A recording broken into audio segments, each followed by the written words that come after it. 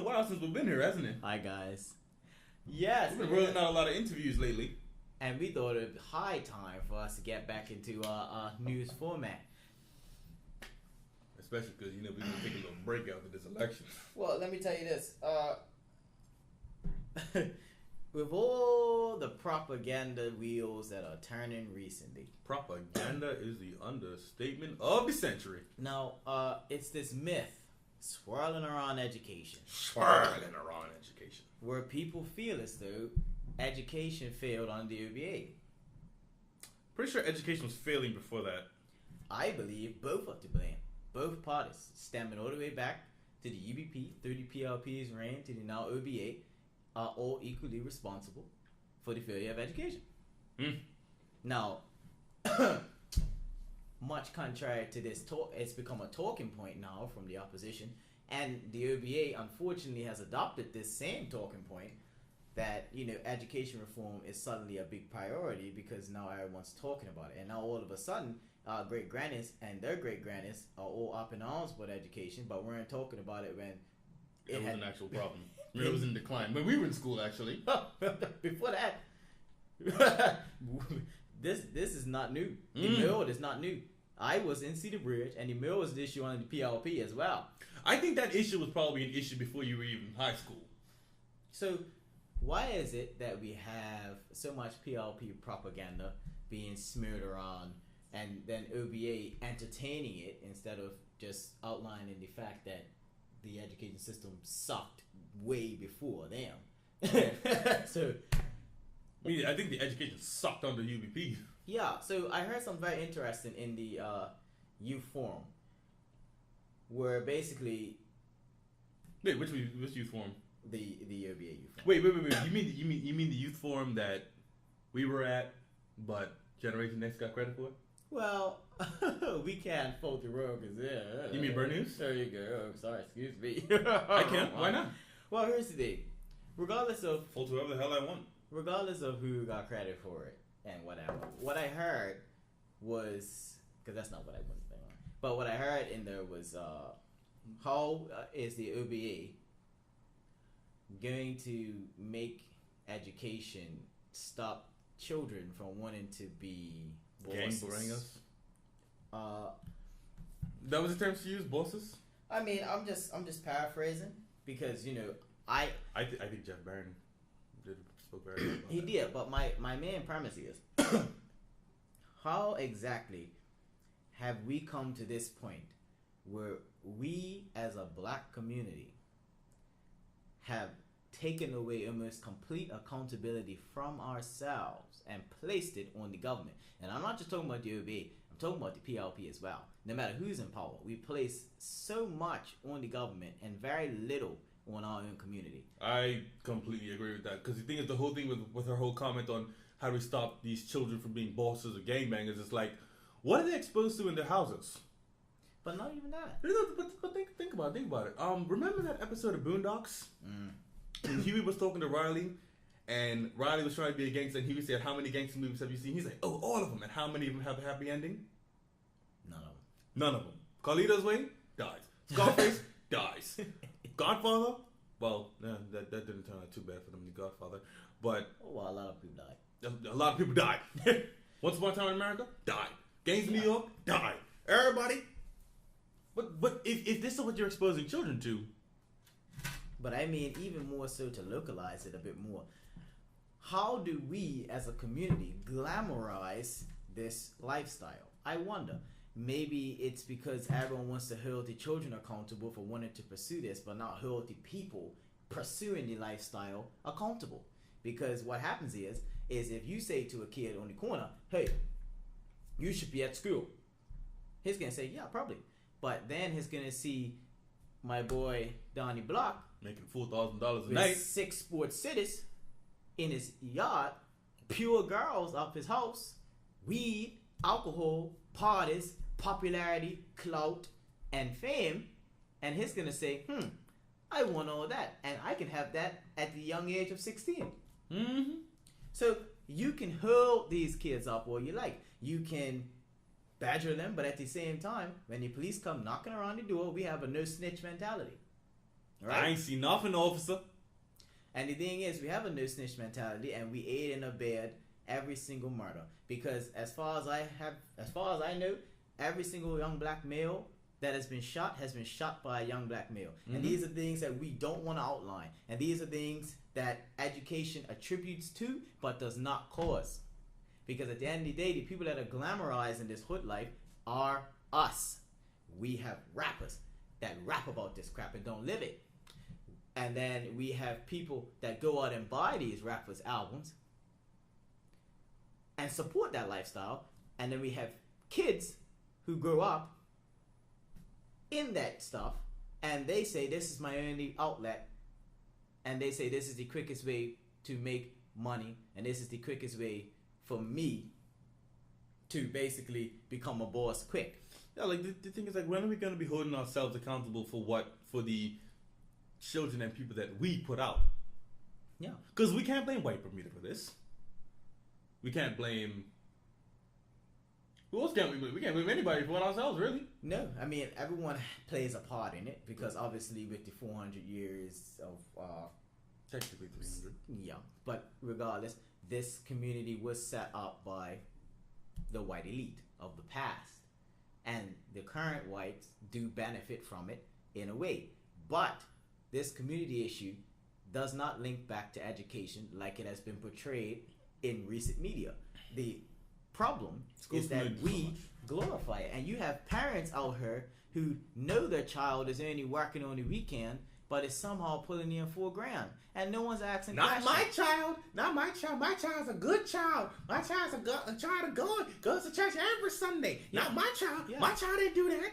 My child didn't shoot that officer. You got older people who are saying, yeah, he comes over my yard. I know it's in that gang stuff, but I don't say nothing about it. But your children who grow up and see us as a community accepting this. Some of these guys have gang tattoos. Yeah. And it's like, we see your gender.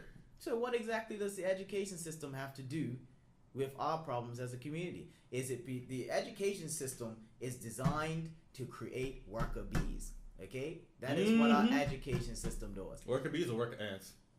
Whichever one you want to call it.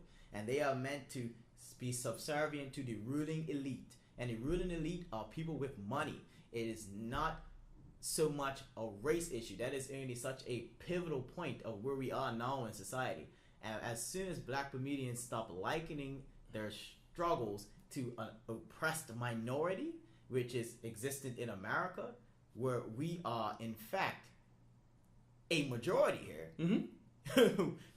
How many black people in America? I think there was like between 8 to 15 million. Yeah. And there's like America's population is like 330 million people. We have to do a lot of introspection, because yes, racism is an issue. Yes, there are whites that benefit from racism because their family got a 400-year head start. But guess what? There are lots of minorities in this world that have been in similar plights and have managed to bounce back. And I hate to say it because I want the best for my people. Mm-hmm. But at the same time, I will not stand by idly and witness this convenient bias and convenient loss of memory when it comes to the foolishness that has been going on in recent politics, where you have somebody criticizing the OBA for their well-off privilege, and then you have people within the PLP like Mr. David Bart, who also went to private schools and also has similar privileges. So why is it white David privilege? Born in Canada? Listen, I ain't even gonna get into the propaganda of it or whatever, but I'm saying we have to get away from that convenient bias and start to look at these parties for what they are. They are very, very, very similar. The only key difference is that one of them has actually made strides to employ without just spending money. Because everyone likes to say OBA doubled the budget, doubled the debt. Mm-hmm. Well, that's because they had to borrow just to pay wages. I mean, the thing is, everybody, I was speaking to a PLP sport the other day, and he was almost denying the fact that the PLP even started the debt. And I'm like, I saw this meme. It was a train like speeding. And the train had a PLP symbol on it that said PLP dead. And then you had Superman with the S replaced with the OBA logo trying to stop the train. Like, that was going to keep catapulting well into the OBA's reign as government. I mean, if you saw the episode of Nelson Brainman, he told us, my first day in office, I was slapped with a $12 million bill because he didn't pay the teachers. Yeah. $12 million. First day on the job. $12 million, that's $12 million added to the debt. Day one. That's right. And what I don't understand is we now have education being such a hot topic. I wish Nelson would have stayed on as education minister. But I really wish he would have. It's such a hot topic, and everyone's saying, well, seniors are being told money don't grow on trees. And the thing is, I'm talking about pension funds, but the PLP is the people that took the pension funds and invested it and then lost it. But the thing is, I'm not even trying to attack the PLP. I'm just trying to show people convenient bias is blinding many people. You cannot deny fact. Okay? This is something that I'm getting very sick and tired of seeing online. It's people denying fact to support a party or to toe party line. You cannot sit here and say that somebody is using Kool-Aid drinker as an offensive term, and then have Wayne Farbert or whoever was in the PLP House of Assembly say, oh, they drank the OBA's Kool-Aid in 2012, and that's how the OBA got elected. You folks have short-term memories, and you really need to get that checked. And speaking of, for everybody, the definition of Kool-Aid drinker is not actually racist. It's kind of based on a white guy. Yeah. Anybody that, I mean, I understand that down here in the Bermudian education system, they don't teach us about many things, but just Google Jim Jones. Yeah. Not the rapper, the white guy. Because when are we as black people gonna really be reflective on ourselves? You know, the PLP has offered this uncriticizable position for us, that if somebody criticizes us, they're racist. Mm-hmm. And if a black person criticizes us, they are an Uncle Tom or a coon or no cooning for the white man or singing for your supper or what else have we heard about us? At the end of the day, we have to understand some facts here, right? We tend to call out sick. Okay? We tend not to show up on time. Okay? We tend to party and you know, we talk about oppressed Black Bermuda, but we don't talk about Black Bermuda that's able to have an iPhone, or when they break a phone they can buy a new one, or the new Jordans, or watch, or a car. It even goes beyond that. It goes back to I spoke to this woman the other day. She has a small business in Bermuda, and she was telling me that she cannot employ Bermudians. She has a file this thick of Bermudians that have either quit or been fired over the course of 2 months, because when she hires these lot, they either A, don't want to work, B, don't want to work, or C, don't want to work. That's right. And I've even noticed it. Like I've worked at my father's gas stations for a while, and then I worked at Cablevision /Logic/One for almost 4 years. And you would see it. You would see workers that would come in there, they would do the job, they would do everything great, and then you see workers that would, you know, just coast, do everything you're not supposed to do, and then when those workers get fired, it's a problem. It's like, oh, I'm going to the union because it's wrong. This is wrong. I should not be treated like this. I should not be fired from this job. Why'd you get fired? When are we going to be holding Bermudians accountable for that? Everybody wants to point to the foreigners taking Bermudians' jobs, but those foreigners, how many times do you ask the question, why are those foreigners taking that job? Yeah. Why is that Bermudian only hiring expats? Is it because have they tried hiring Bermudians? If they haven't, then by all means, go after them. But if you actually talk to some of these employers and understand that they have tried employing Bermudians, but they don't want to work, so they can't hire them. And of course, this is not stereotyping all Bermudians. But no, in no way are we trying to classify all Bermudians. It's just there's more. That if you spoke to somebody in the workforce, they would verify that they have had these experiences with their own. But a lot of people don't want to say that because they feel like they will be going against the black narrative, which is that we are the victims. And the problem line is, if you want to wait for the white man to give you a cookie for racism or to pat you on the back and say, yes, we oppressed you, yes, we did this, You mean then like you the white can be people waiting support us? for a long time. Yeah, because at the end of the day, you, in this world right now, disregard our government, disregard everything. In this world right now, as a global whole, the system doesn't give a crap if you're in pain. The system doesn't give a crap if you're hurting. The system doesn't give a crap if you started behind. And we did, because we started 400 years behind when they had assets and companies and millions of dollars ahead. Yeah, 300. 400 is the American number. But the thing is, if you start a race from behind, you're going to lose that race. But you're not going to lose every race. But as long as we keep running the same race, we ain't going to win.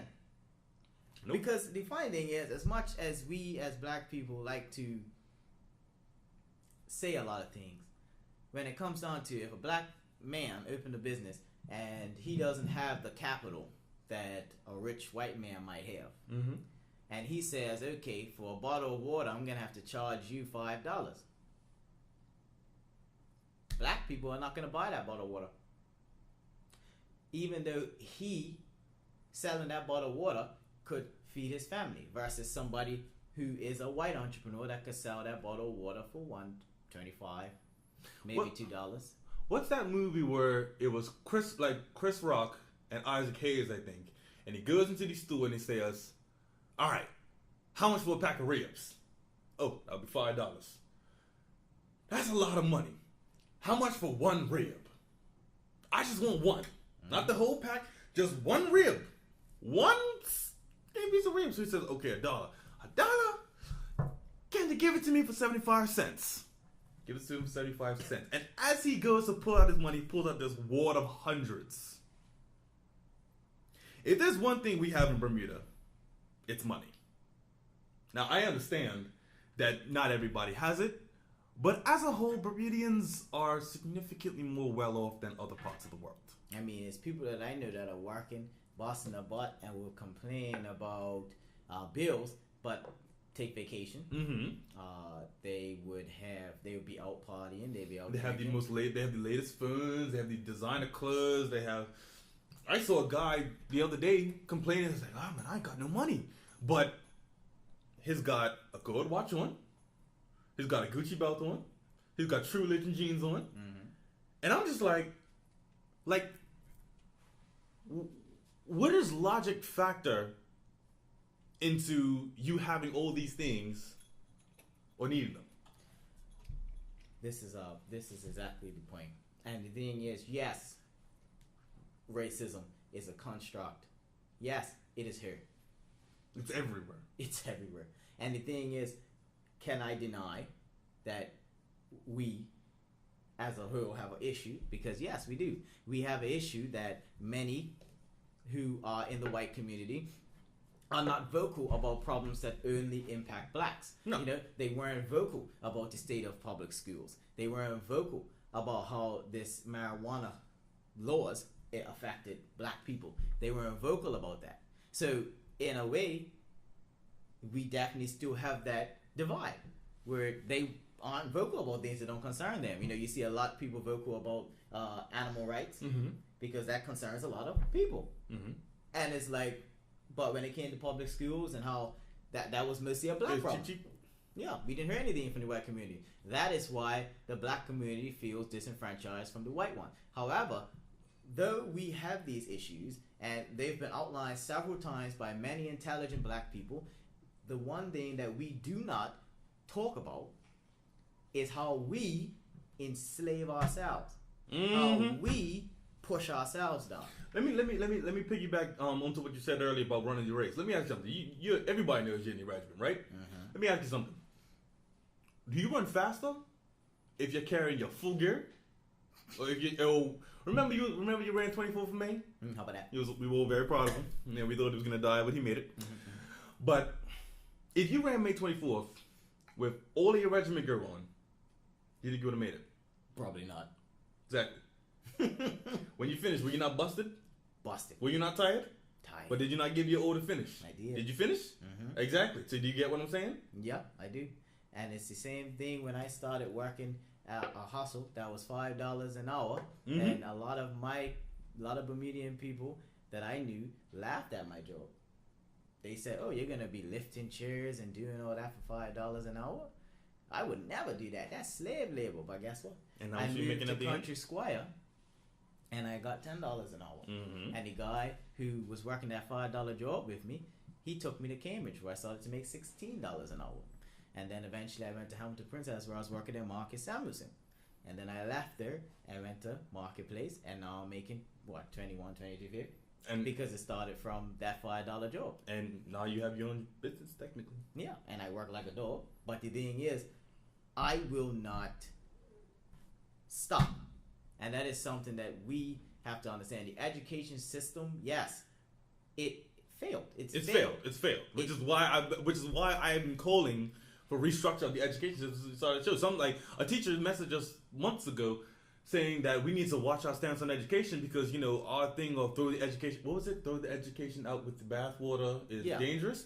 And is it dangerous?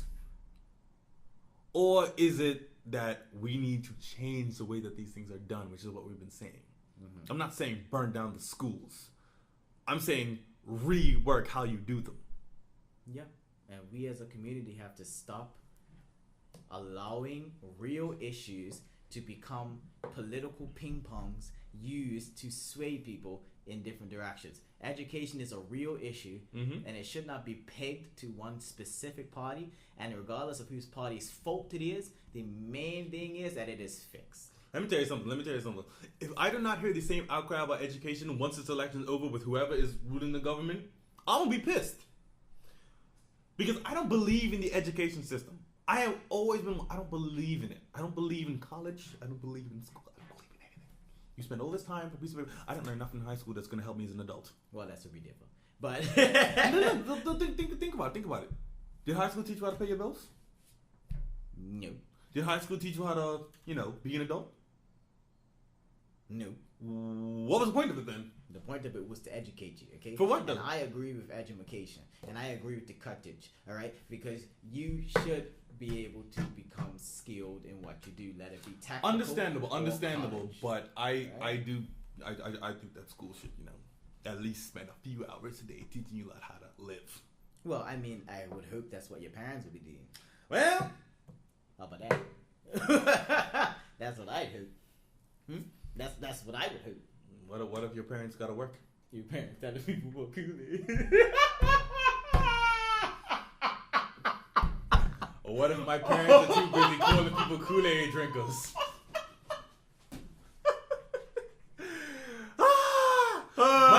My thing is, speaking of the whole Kool-Aid drinker thing, why didn't he post the whole clip? Listen. Asking my father if he's a surrogate. Listen. That's not an appropriate question. Listen, I commented on the post, and a lot of people thought I was coming to defend your father. And I wasn't. I don't think you would have, should have.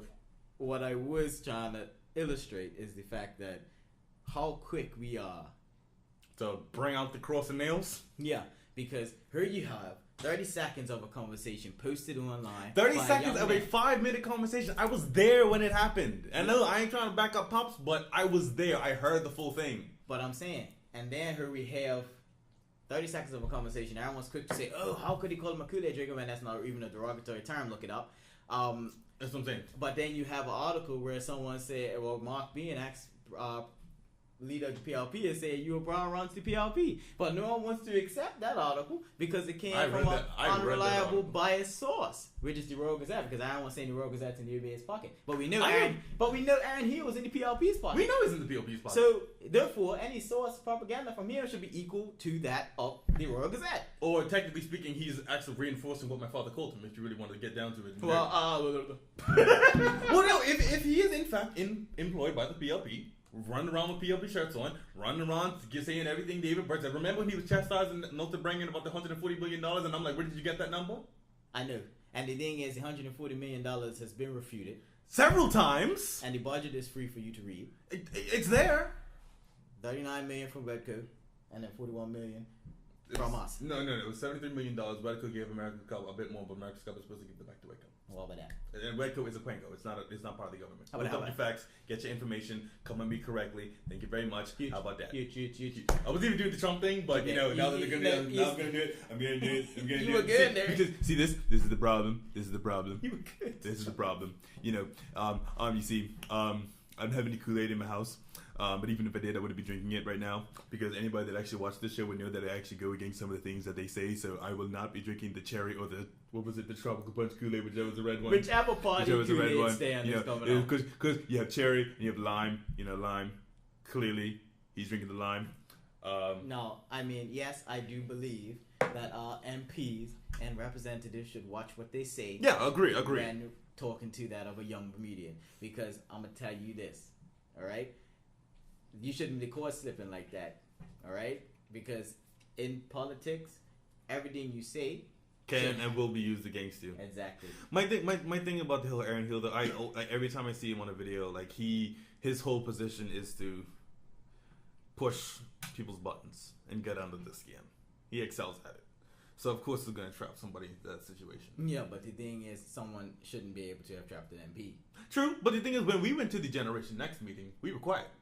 Yes, we were. We were there to observe and learn because we actually care to know what the PLP is proposing. We didn't show up there to cause trouble. We showed up there to get information. And we definitely didn't show up there to disrupt the whole thing by hogging the mic and Q&A session. Yeah. Because I could have been a real fool and went up there and just asked a whole bunch of questions like, Bart, why do you have Kim Swan and Wayne Forever in PLP when they're both actually VP leaders? And Anthony Santucci. Yeah. Or how do you know about the black struggle when you went to private school? You know, I could ask a lot of these propaganda-laced questions, and then... So where did you get $140 million from? What school did you go to that taught you math? Yeah, because clearly it wasn't the same school that Mr. Richard went to. Clearly. But the thing is, I could have went up there and easily said that stuff. And but we didn't.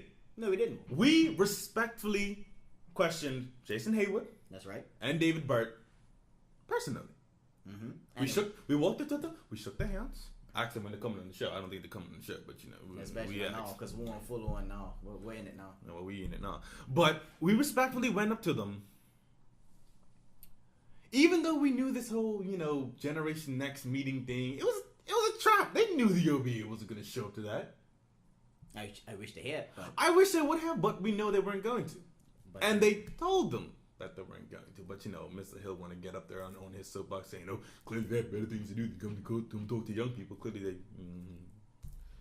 Yeah, well, some PLP members have better things to do than to canvass. But hey, but my thing is, I respect the heck out of Generation X, and I respect the heck out of Mr. Aaron Hill for being vocal and standing up for what he believes in. I am not by any means criticizing him as a person or Generation X. I criticize his methods. There you go. I don't like how disrespectful he was. I don't like how at the Generation Next meeting when somebody asked David Burt a question, he answered it.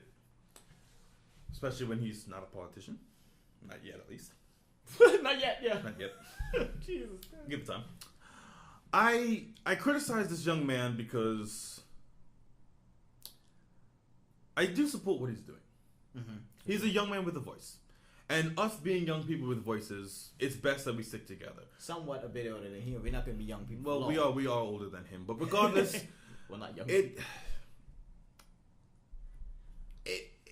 It's unfortunate because I don't feel any young person should be tied to either side. No, but I do believe that a young person is allowed to pick a side if they choose to. Understood. They are allowed to pick a side if they choose to. However, how you go about playing that side. But this is my point, and when I spoke to him, I illustrated, and I'll illustrate it here again, that you guys should not be speaking to the premier like you guys play marbles with. This is what I'm saying. I went to David Burt respectfully, and I spoke to him respectfully. I gave him the respect due to his position as opposition leader. I should not be talking to him. Me and David Burt did not play marbles. He is my senior in life, and he is a senior representative of our country. And he is a candidate for premier of the island. That is the highest, second highest position on the island, which means we need to talk to him as if he is in that position. If you rode up on Vladimir Putin, he'd be like, who are you? And who do you think you are to oppose me? I will plant you in the turnip fields where you plant the turnips until your fingers bleed. If you did that to the Chinese, what is the Chinese prime minister? Oh. You got, I will take you. And I. If you rode up in North Korea, Kim Jong Un gonna be like, we are so no, what? sued. We're sued. Kim Jong Un will be like, We're sued. We're so sued. we don't have a lot of Chinese people on the island. Oh, well, great. Fantastic. No, but it's fine. Either way, what I'm trying to establish though is nowhere in the world can you walk up to the leader of the country, whether you like him or not, and do that crap. No, it's your premier. Why you won't want me calling David Bright your premier? Because you think Donald Trump was gonna call Obama to his face and be like, listen, you were born here, show me your birth certificate, do that. No, he's gonna say that on his own. But when Obama's right there, he's gonna be like, yes, Mr. President, let me shake your hand. I like you. And when he's going, he's gonna be like, listen, I don't like that man. He's black. I don't like the black people. Mexico's gonna pay the wall. All right. Regardless.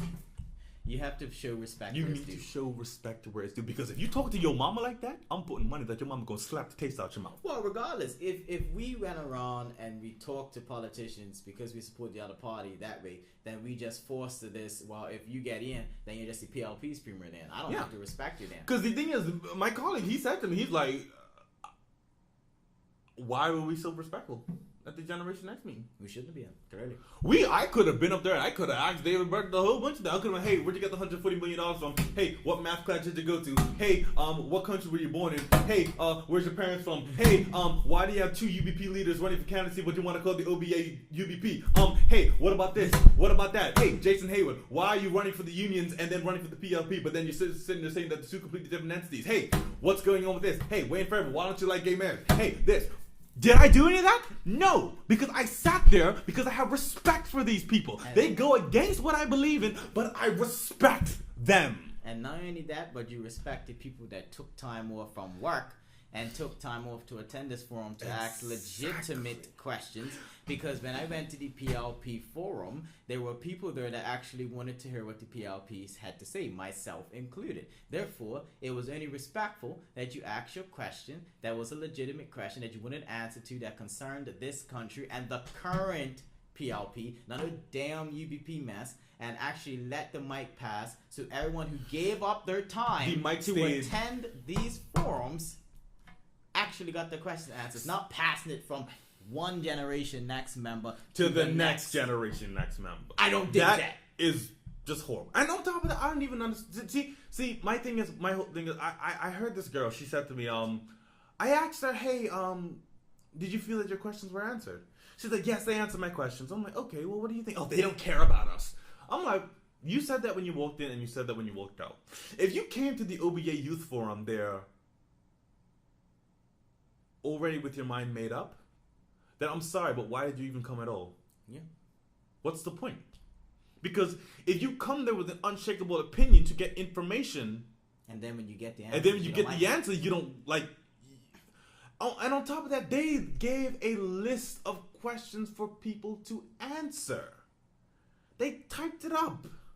But the thing is, the problem is, and this is a lot. This is too because I think the same people were disgruntled at the PLP forum too because they came there with unshakable opinions, and no matter what the answer was, they still weren't going to change them. And my thing is, if you're gonna ask a question and you think you already know the answer, and then someone gives you an answer that's different from yours, and then you say I'm not satisfied with that answer, that's on you. And see, this is the thing. This is the complete different thing about the the environment between the Generation Next meeting and the OBA meeting. When we went to the Generation Next meeting, two voices were there that actually were asking the hard questions. It was a young man and a young woman. They both got up there and asked questions.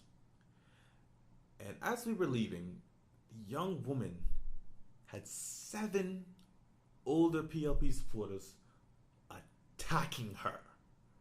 Like, I mean, full on besieging this girl. And she was fighting off all of them with a stick. Mm-hmm. And that is the problem that young people have with politics. Because when we feel that we need our voice to be heard, the older black people come and snuff it out. Or the older white people. Well, that too. I mean, honestly, damn older white people be staying on the OBA train. Toot toot. They don't care what you say. I mean, I'm not gonna pose it. It happens, but the older generation, it goes back to us holding ourselves accountable. That's right. How old do we need to be to have an opinion? And not only that, but how long is it going to take for us as Bermudians to address the real issues and not talking points handed to us by a government? Mm-hmm. You see, nobody was addressing education besides people that generally cared. No one addressed education. Actually, the only person of the generation next to me that actually took on education and actually agreed with was Dennis Lister III. Yeah, but my thing is, what I meant by that is that it was people for years championing education reform and championing all the things that needed to be done in education. However, now it's become common talk because it's a talking point by politicians. So now everyone's running around and saying, oh, the OBA education's in shambles. You people weren't even talking about education until then. Only the people that generally cared about education were talking about it before the PLP attacked the OBA on it. And the thing is, half of these bandwagoners are listing things that are wrong with the education that existed before the OBA and existed when the people who are currently in the OBA were UPB. Some of them. Well, it wasn't many of them in the UPB. Not many of them left, but I'm saying that era of education that goes back to back when John Swan was premier. So this is the issue. That was before you was even born. Yeah, if we education's older than you.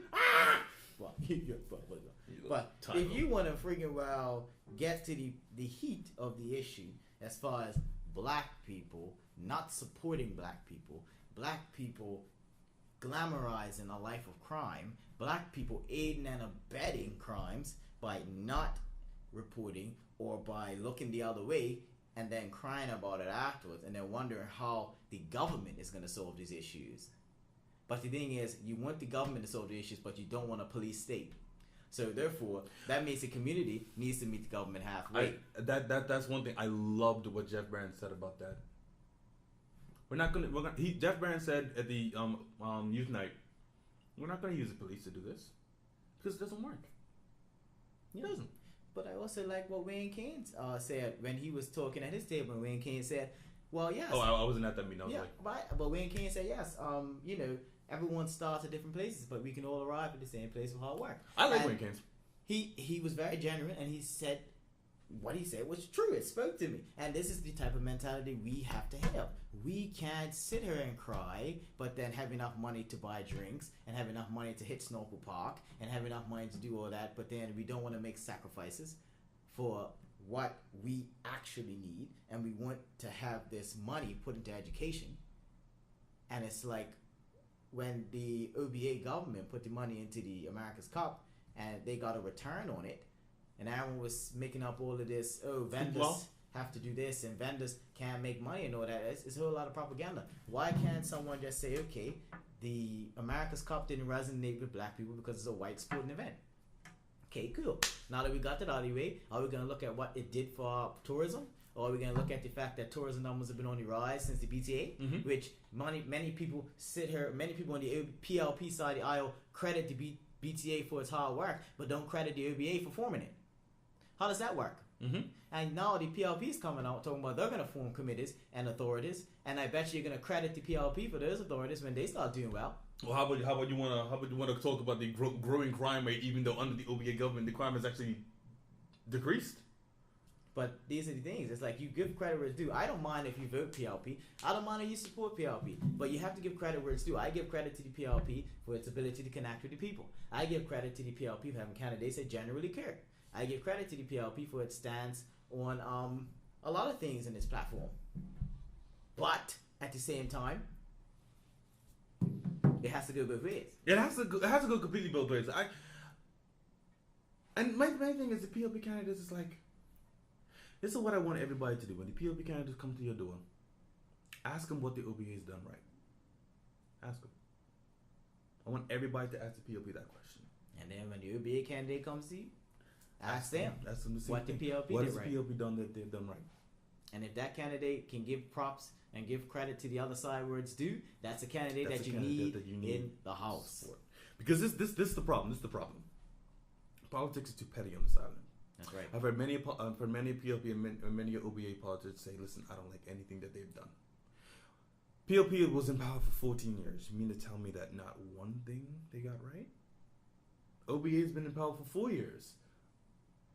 But you can't tell me not one thing they've gotten right?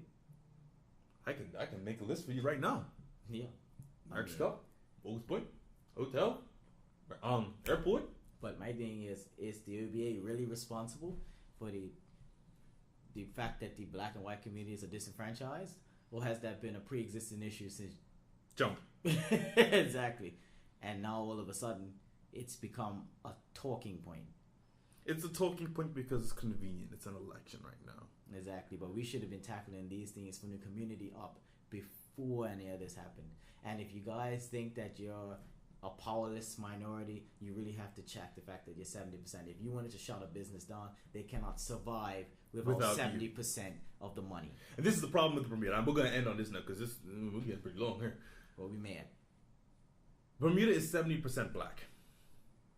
70% should not be acting like the 30. I'm done. How about that? It's been It's the Type of News. I'm Dutch Pyramid. That is my partner, Bruce Robinson. Have a good day. How about that?